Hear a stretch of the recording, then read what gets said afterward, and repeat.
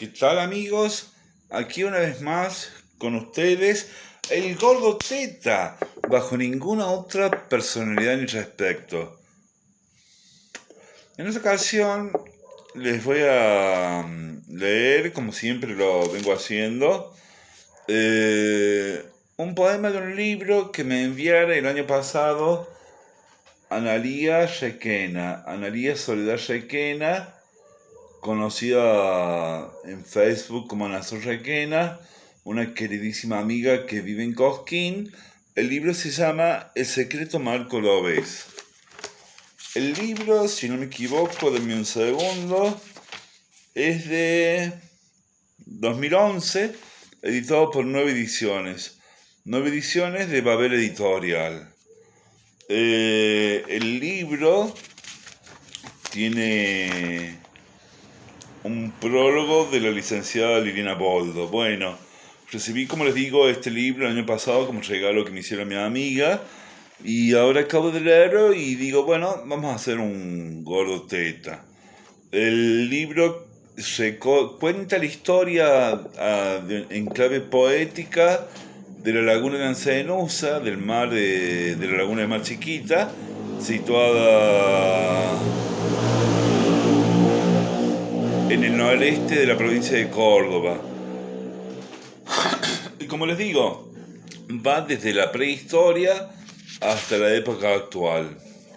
El poema que elegí para leerles se llama Hace 10.000 crepúsculos.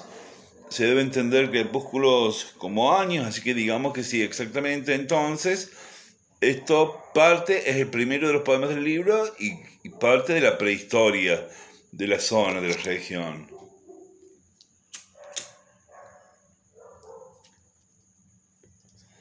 Paso sin más a leérselos. Hace 10.000 crepúsculos. El gliptodonte, con su marcha de piedra, olió el viento. No sabe que lo miran. Hace 10.000 crepúsculos.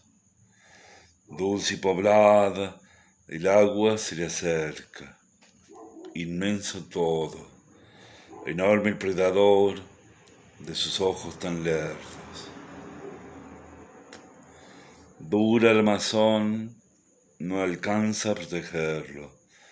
Al irse el sol, se habrá extinguido.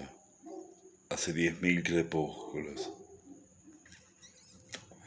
No fueron gallas las que hicieron de él un cuenco seco. Los recién convertidos en hombres lo han hecho.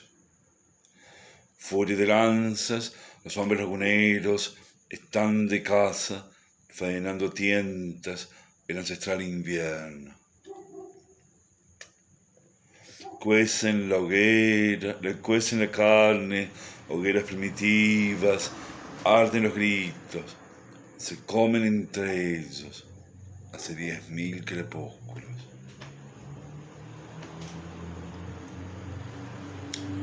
Bueno, ese es el poema. Con respecto a la forma, diré que muy brevemente que el poema está escrito con tancas, con una asociación, un eslabonamiento de tancas, así como varios otros de los poemas de este libro.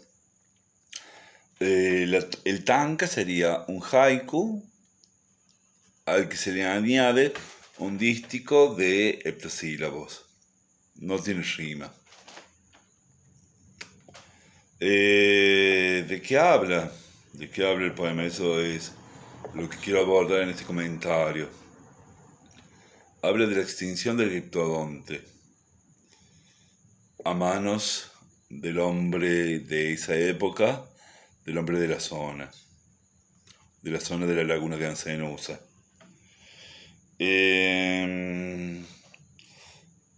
¿Cuándo sucede esto? Esto lo dice en el título y lo va repitiendo a lo largo del poema en 1, 2, 3 veces como un estribillo.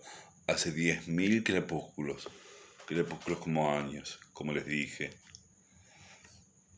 Es una historia, una pequeña gran historia, la extinción de una especie.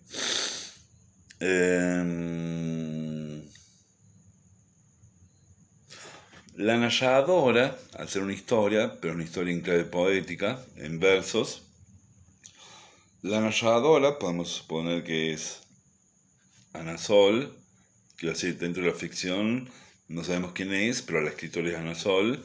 La narradora o el narrador nos dice que nos va adelantando la cuestión. El gliptodonte olió el viento, no sabe que lo miran. El gliptodonte se está acercando a la laguna, al agua, que dice dulce y poblada, el agua se le acerca. Va, supuestamente, uno puede imaginar que, como cualquier animal en estado salvaje, va a brevar en las fuentes de agua, como puede ser un arroyo, una laguna, etc. Pero tiene sus problemas el gliptodonte, no sabe que lo miran, es decir, que lo están acechando.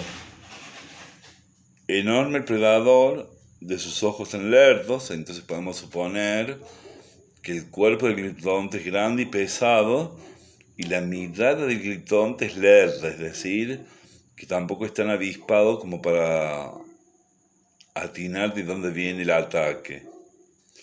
Y además agrega el narrador, dura armazón no alcanza a protegerlo.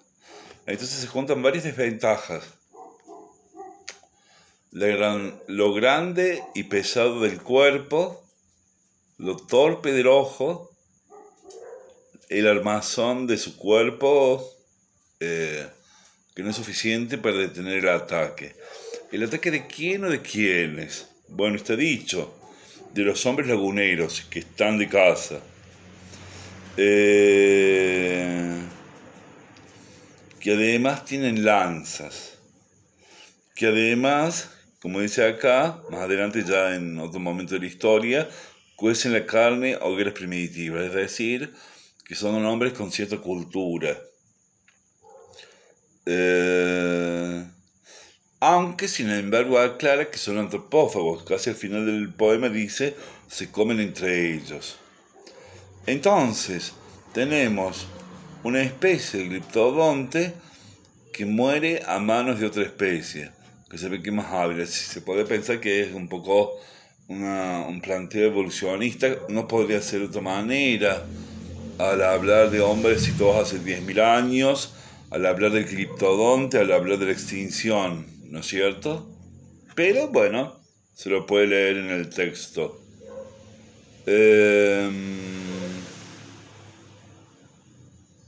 Entonces esa cuestión, el narrador sabe lo que va a pasar, sabe cómo va a terminar la historia de la cacería y en qué va a terminar. Nosotros al escuchar por primera vez la historia no lo sabemos, pero el narrador nos va haciendo como anuncios, nos va dando como pistas de cómo, como les digo, se va a resolver la historia. Entonces, esta cuestión del hombre con cultura, el animal este nuevo con cultura, dice precisamente eso en este tanca. No fueron gallas las que hicieron de él un cuenco seco. No fueron gallas, es decir, que no fue un animal salvaje, no fue un enemigo, podríamos llamarlo natural, como alguna otra especie que pudiera más o menos medirse con el gliptodonte en esa época, sino que es alguien alguien que puede convertir de esa caparazón un cuenco seco, puede convertir en un cuenco seco. Entonces dice, los recién convertidos en hombres lo han hecho. Entonces, en la historia que cuenta el narrador, los hombres son recientes. Los hombres entendidos, interpreto yo, como seres con cultura. Quizá con lenguaje, ¿no es cierto? Yo supongo que sí, en una historia, digamos, en una prehistoria bien detallada del pasado, pero hay que ver que esto es un poema, ¿no es cierto? Entonces, en la ficción del poema, los hombres recién han sido, estos seres recién han sido convertidos, recién están siendo hombres, ¿no es cierto? bueno, se pueden leer tantas otras cosas y además sería interesante justamente ponerlo en relación con el resto de los poemas del libro, tanto en lo formal como en lo conceptual, en lo prehistórico e histórico. El libro tiene unas apostillas que pone Ana Sol. Con respecto al poema Hace 10.000 crepúsculos, aclara que está inspirado en estudios científicos realizados en el año 1960 por el ingeniero Aníbal Montes, quien explicaba que en la prehistoria la laguna de Mar Chiquita fue una extensa bandeja de aguas dulces en donde habitaron criptodontes, mastodontes, entre otros animales, como así también fueron encontrados fósiles del hombre primitivo que allí circundó. Entonces vemos que la autora ha partido de material científico, pero, ¿cómo decir? No se conformó con eso, sino que ha hecho un poema. Ha volado. Me parece que el lenguaje en general el lenguaje el vocabulario y el decurso de los versos de este libro es muy interesante porque tiene mucha precisión, mucho uso muy puntual de los términos. Muchas veces se acerca a lo que Flaubert llamaba le mot juste, la palabra precisa, la palabra precisa, la palabra justa. Entonces lo hace muy interesante como lectura, no solo a nivel de historia, sino a nivel de poesía. Así que bueno, amigos míos, nada más por ahora.